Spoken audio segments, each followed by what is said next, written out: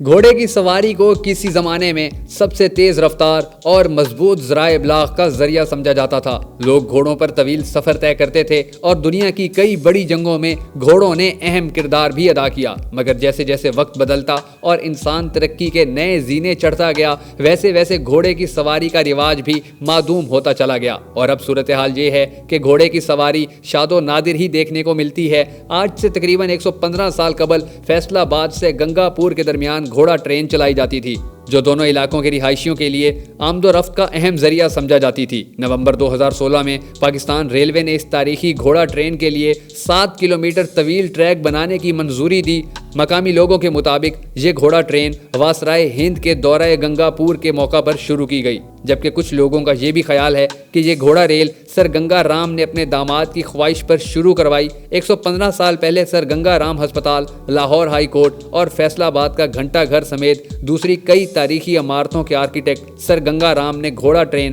اپنے خاندان کے استعمال کی خاطر اپنے گاؤں سے شہر آنے کے لیے بنوائی۔ 70 سال سے زائد رواں دواں رہنے والی یہ گھوڑا ٹرین سر گنگا کی وفات کے بعد کمرشل بنیادوں پر چلائی جانے لگی، مگر حکومت کی عدم دلچسپی کے باعث جلد ہی یہ گھوڑا ٹرین بند ہو گئی۔ اس ٹرین کے اسٹیشن پلیٹ فارم بجیانہ اور گنگا پور میں تاحال قائم ہیں، جو سر گنگا رام نے اپنی نگرانی میں خود بنوائے تھے۔ یہ گھوڑا ٹرین شہریوں کو انتہائی کم پیسوں میں سفر کرواتی تھی اور فیصل آباد آنے والے سیاحوں کی توجہ کا مرکز بنی رہتی تھی۔ ٹریک پر چلنے والی گھوڑا ٹرین کے سامنے اگر دوسری ٹرین آ جاتی تو وہیں گھوڑے اور سواریاں بدل کر واپسی کا راستہ پکڑ لیا جاتا تھا۔ محکمہ آثار قدیمہ اور محکمہ ریلوے اگر آج بھی اس گھوڑا ٹرین کی بحالی کے لیے اقدامات اٹھانا شروع کر دے تو کوئی شک نہیں کہ اس سواری کو آج بھی اسی طرح پذیرائی مل سکتی ہے جیسا کہ پہلے اسے پسند کیا جاتا تھا۔